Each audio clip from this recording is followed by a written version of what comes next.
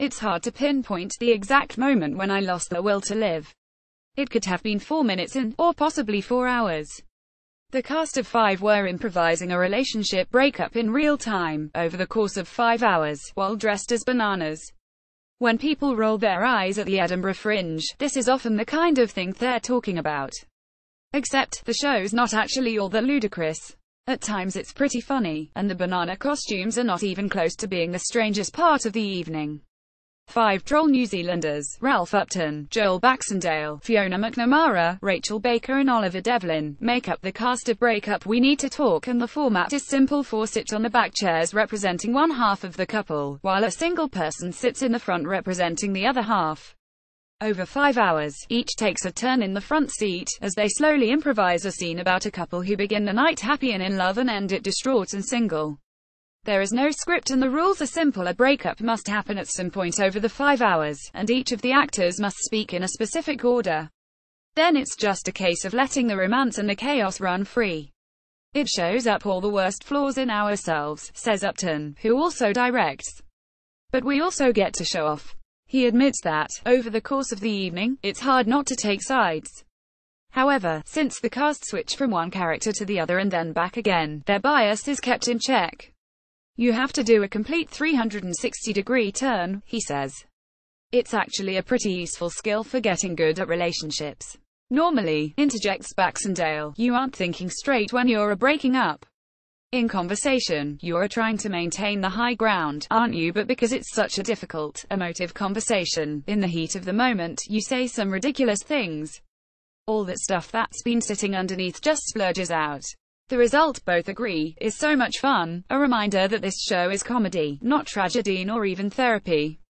Before coming to the Fringe, Breakup was performed in New Zealand and New York, never with the same scenario, though Upton says it has been interesting to note the patterns that emerge.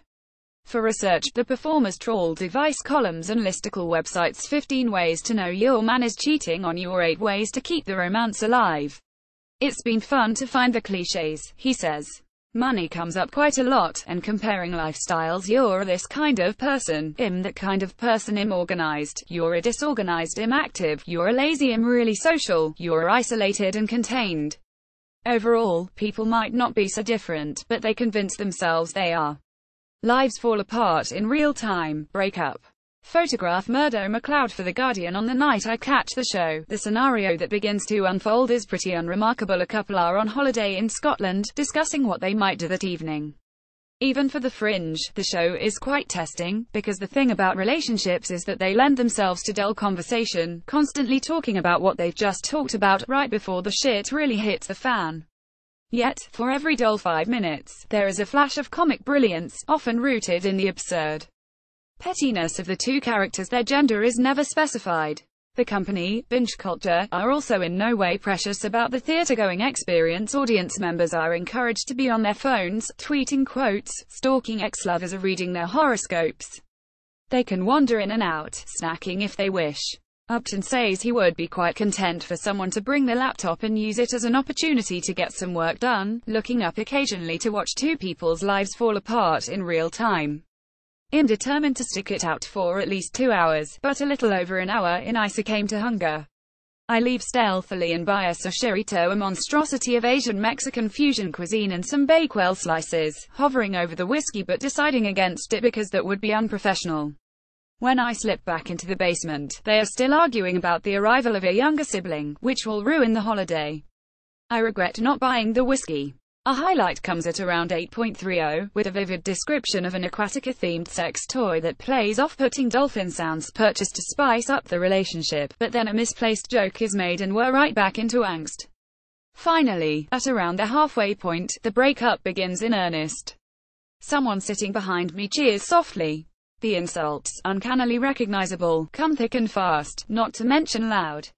How can you be this monstrous? You are not a normal person. I've just told you I hate myself. Is that not enough? One key question remains: why are you dressed as bananas? That was a last-minute decision, says Upton. We wanted people to realize it was, at its heart, a comedy, that we're not taking ourselves too seriously. Plus the obvious visual metaphor, we're a bunch of bananas, all splitting up. Breakup We Need to Talk is at Summer Hall, Edinburgh, on the 21st of August.